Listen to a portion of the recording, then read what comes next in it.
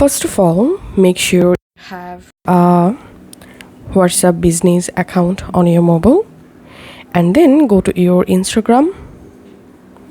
And now we have to switch our personal account to professional account. So go to your Instagram profile and just tap on this hamburger menu, and here scroll down and tap on account type and tools, and here tap on switch to professional account.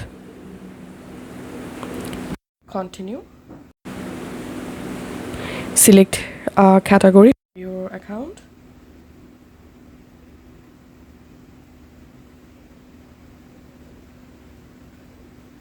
And tap on next. And that's it. As you can see, I've successfully converted my personal account to professional account. And now it's time to add our